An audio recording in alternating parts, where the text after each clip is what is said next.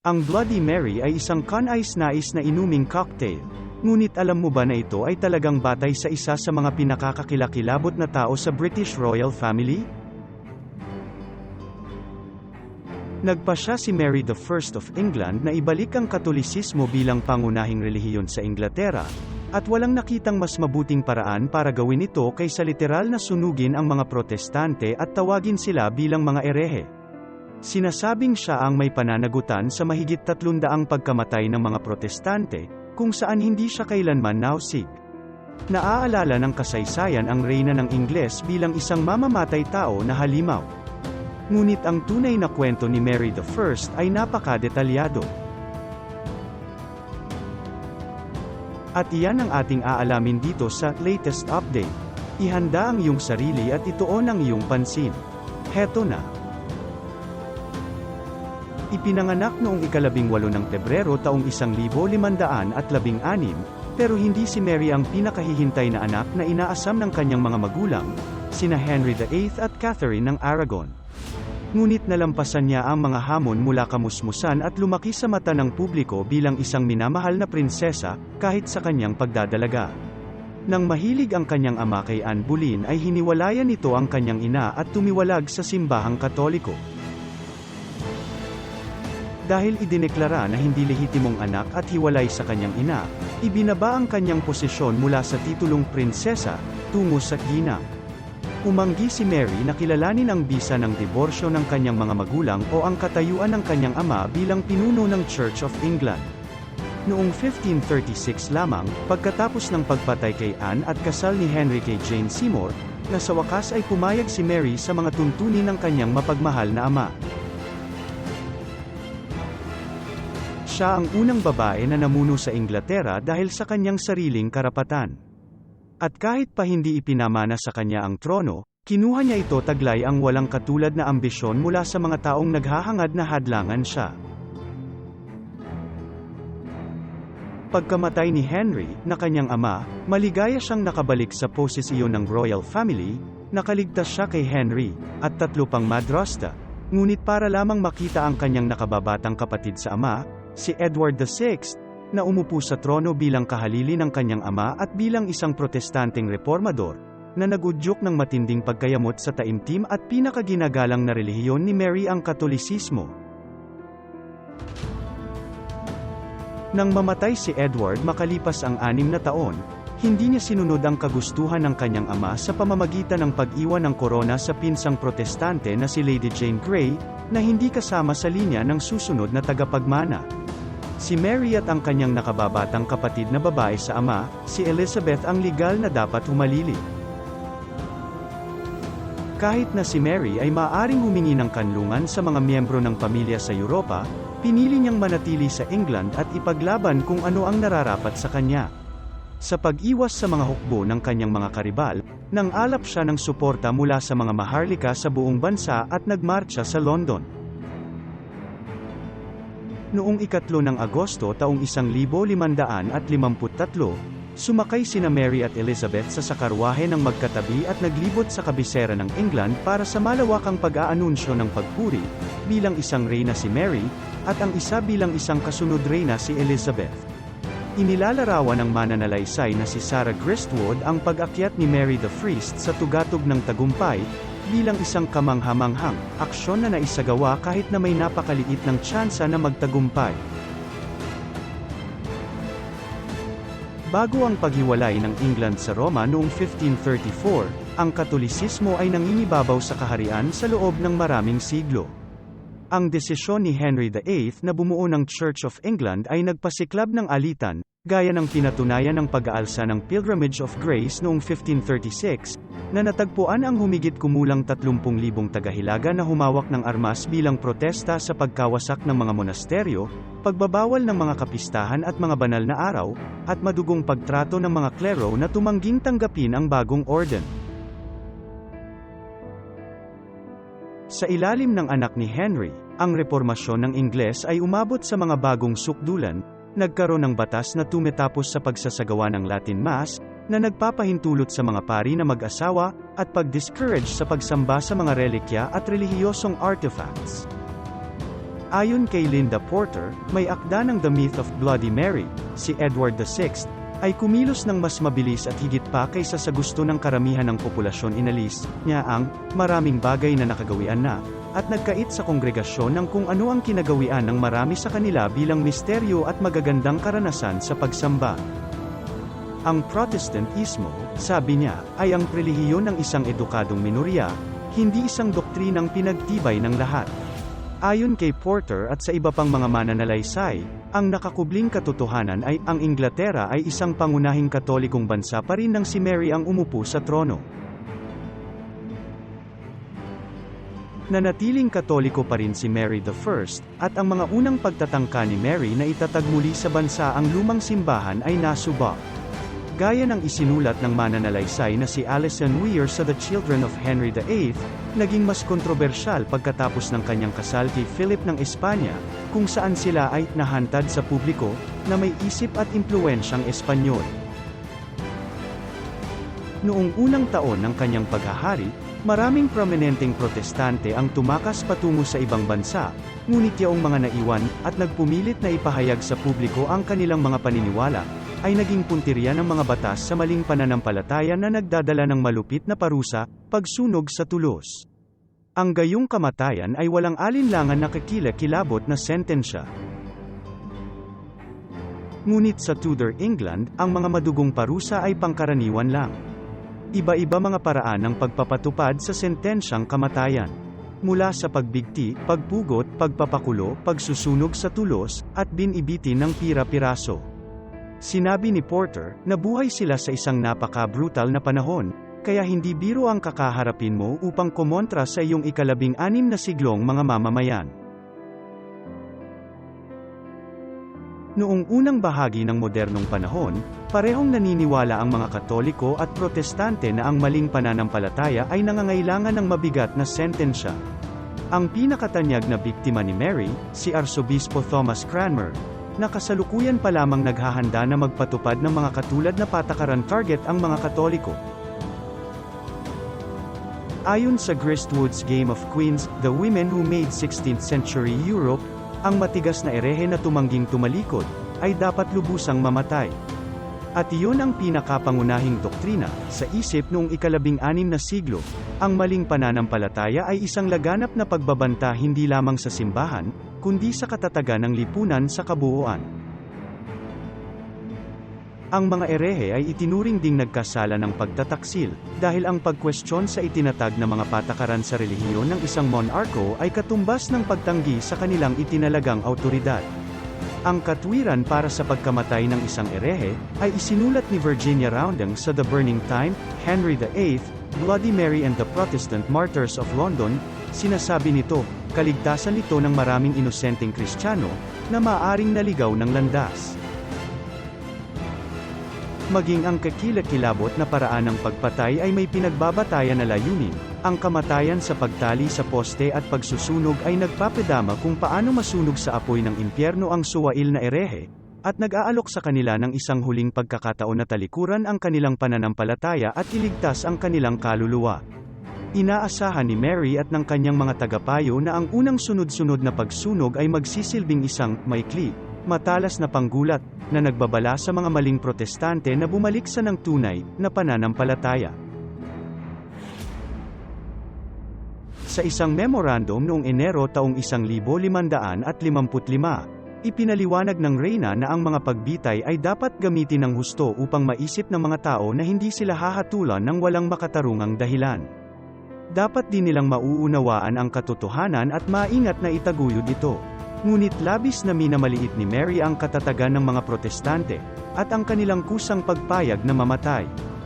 Noong kalagitnaan ng 16 na siglo sa Europa, ang isinulat ni Porter, ang ideya ng paggalang sa mga paniniwala ng ibang tao ay inabuso ng husto.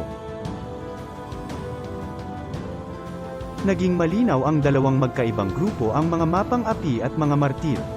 Ang sinasabing naging legasya ni Mary ay ang 280 protestante na kanyang ipinasunog ng buhay sa apoy. Ang mga pagbitay na ito, ang pangunahing dahilan kung bakit binigyan siya ng masamang alias. Sinipi din ito upang bigyang katwiran ang pagbibigay sa kanya ng label na isa sa pinakamasamang tao sa kasaysayan at ilarawan pa nga siya bilang isang zombie na kumakain ng laman. Ito ang bumuo ng imahe ng isang monarko na nababaliw sa galit at lantaran ang paniniil, gaya ng inilarawan ng ika-16 na siglong manunulat na si Bartholomew Traheron, na nagtulak sa kanya na lumangoy sa dugo ng mga banal, pinaka-inosente, matuwid, at pinaka-mahuhusay na personahe. Gayunpaman, isaalang-alang ang sumusunod, bagaman si Henry VIII, ang ama ni Mary, ay 81 katao lamang ang sinunog sa tulos sa panahon ng kanyang 38 taong paghahari. Ang maling pananampalataya ay malayo sa tanging paratang na may parusang kamatayan sa Tudor England. Iminumungkahi ng mga pagtatansya na iniutos ni Henry ang pagkamatay ng aabot sa 57,000 hanggang 72,000 sa kanyang mga sakop, kabilang ang 2 sa kanyang mga asawa, bagamat nararapat na tandaan na ang mga bilang na ito ay malamang na sobra-sobra. Pinasunog ni Edward VI ang 2 radikal na protestante na Anabaptist sa Toulouse noong 6 na taong paghahari niya. Noong 1549, pinahintulutan niya ang pagsupil sa Prayer Book Rebellion, na nagresulta sa pagkamatay ng hanggang 5,500 Katoliko. Ang kahalili ni Maria, si Elizabeth V, ay nagsunog ng 5 Anabaptist sa Toulouse sa panahon ng kanyang 45 taong paghahari.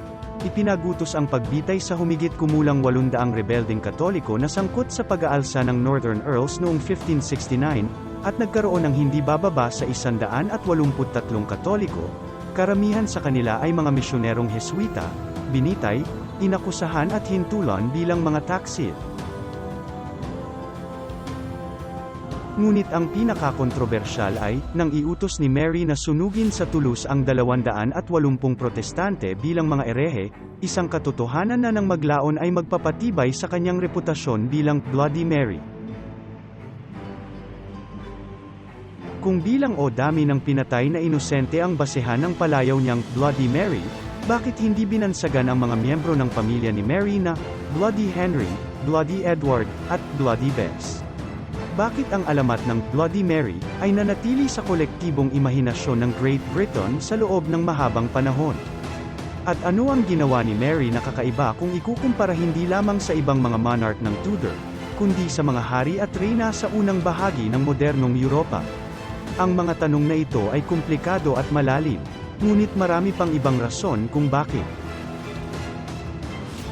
Bilang unang reyna ng England, hinarap ni Mary ang parehong hamon na naranasan ng mga babaeng namumuno sa buong kontinente, ibig sabihin, ang kawalan ng tiwala ng kanyang mga konsehal at mga nasasakupan sa kakayahan ng kababaihan na mamahala, isang suliranin na pinakamahusay na binuod ng kontemporaryong si Mary ng Hungary. Ang isang babae ay hindi kailanman kinatatakutan o iginagalang bilang isang tao, anuman ang kanyang ranggo. Ang tanging magagawa niya ay balikatin ang responsibilidad para sa mga pagkakamaling nagawa ng iba. Sinabi ng mananalaysay na si Lucy Wooding na ang mga paglalarawan kay Mary ay may posibilidad na magkaroon ng misogynistic undertones. Siya ay sabay-sabay na tinutuligsa dahil sa pagiging mapaghiganti at mabangis, at walang gulugad at mahina, binatikos dahil sa mga pagkilos gaya ng pagpapakita ng awa sa mga bilanggong politikal at pagbibigay ng awtoridad sa kanyang asawang si Philip II ng Spain. Karamihan sa mga eksperto ay sumasang-ayon na ang pagpapakasal niya sa isang Espanyol ay nagkaroon ng masamang epekto sa reputasyon ni Mary, na nagbigay impresyon sa kanya, bilang isang hibang, mahinang nilalang na inuuna ang love life kaysa sa kapakanan ng kanyang bansa. Dahil sa ang kasarian ni Mary ay may mahalagang papel ng ginagampanan sa pagbuo ng kanyang imahe, lalo na noong panahong nabubuhay pa siya. Ayon kay Porter, maaaring ang pinakamahalagang salik sa pananatili sa kapangyarihan ng Bloody Mary na monarchy ay ang pagtaas ng bilang ng mga tumatanggi sa Katolisismo. 1563 na aklat ni John Foxe na kilala bilang Foxe's Book of Martyrs ay may mahalagang papel sa paglikha ng pagkakakilanlang protestante na ito, na nagdedetalye sa mga pahirap na dinanas ng mga lalaki at babae na sinunog sa Toulouse sa ilalim ng pag-uutos ni Mary. Isinalaysay ito ng bibigan o pamamagitan ng mga larawang visceral woodcut. Ang aklat ay napakapopular sa panahon ng Elizabeth era, na may mga kopya pang ang inilagay sa mga lokal na simbahan kasama ng Biblia. Ang account ni Fox ay humubog sa sikat na salaysay ng pamumuno ni Mary sa susunod na 450 taon, ang isinulat ni Anna Whitelock sa kanyang talambuhay ng Reyna ng Tudor. Habang lumalaki ang mga henerasyon ng mga mag-aaral sa Inglaterra, makikilala nila ang unang reyna ng Inglaterra bilang Bloody Mary, isang Katolikong malupit. Nangangatwiran si Porter na maaaring naging footnote lamang sa kasaysayan ang mga pagsunog ni Mary kung hindi dahil sa interbensyon ni John Fox. Samantala, inilalarawan ng mananalaysay na si O.T. Hargrave ang pag-uusig bilang hindi na isagawa, at nagmumungkahi na ito ay isinulong lamang ito dahil sa paghiwalay sa karamihan ng mamamayan sa bansa. Alinman ang totoo, pagkatapos na maupo sa trono, nag-ingat si Elizabeth na hindi gayahin ang mga patakaran sa relihiyon ng kanyang kapatid na babae. Sa pagsulat sa Mary Tudor, sinabi ni Judith Richards, maaaring nakatulong na protektahan ang reputasyon ni Elizabeth na marami ang pinatay, kaya sa halip sunugin ang mga erehe, inakusahan at hinatulan niya sila bilang mapanghimagsik na mga taksil sa paghahangad na ibalik ang Katolisismo. Sa madaling salita, sabi ni Porter, sinunog ni Mary ang mga Protestante, pero, winakwak ni Elizabeth ang tiyan ng mga Katoliko. Parehong hindi maganda. Ang mitolohiya ng Bloody Mary ay isa sa maling kuro-kuro. Ang unang reyna ng Inglaterra ay hindi isang mapaghiganti, marahas na babae, ni isang kalunos-lunos, love-struck na asawa na mas mabuting maging madre. Siya ay matigas ang ulo, hindi nababaluktot bagaman may mga pagkakamali. Ngunit siya rin ang produkto ng kanyang panahon, na hindi maintindihan ng mga modernong isip gaya pag ng ating mundo sa kanya. Inihanda niya ang kanyang kapatid para mamuno, na nagtatakda ng mga pattern na hindi kailanman kinilala ni Elizabeth na humalili sa kanya. At marami siyang nagawa, gaya ng patakaran sa pananalapi, edukasyon sa relihiyon at sining. Kung siya ay nabuhay ng mas matagal, sabi ni Gristwood, maaaring naitatag ni Mary ang mga reforma sa relihiyon na lubos niyang pinaniniwalaan, mula sa panibagong sigasig sa pangangaral, edukasyon at pag-ibig sa kapwa hanggang sa isang ganap na muling pagkikipag kaysa sa Roma. Ngunit dahil namatay si Mary 5 taon lamang pagkatapos ng kanyang pag-upo sa trono, minana ni Elizabeth ang trono at ginawa niyang protestante ang Inglaterra. Sa paglipas ng mga siglo, ang pinakamahalaga sa resulta ng maluwalhating rebolusyon ng 1688, ang Protestantismo ay naging isang pangunahing bahagi ng pagkakakilanlang British. Sa panahon ng kanyang 5 taong paghahari, nalampasan ni Mary ang iba't ibang hamon na nauugnay sa kanyang katayuan bilang unang reyna ng Ingles na naghirang sa sarili niya bilang reyna, na ang basehan ay dahil siya ang may legal na karapetang magmana ng trono, hindi dahil asawa ng hari. Inuna niya ang relihiyon ng higit sa lahat. Nagpatupad ng mga reforma at mga paghihigpit sa paglalayong ibalik ang pagsulong ng simbahang Katoliko sa England.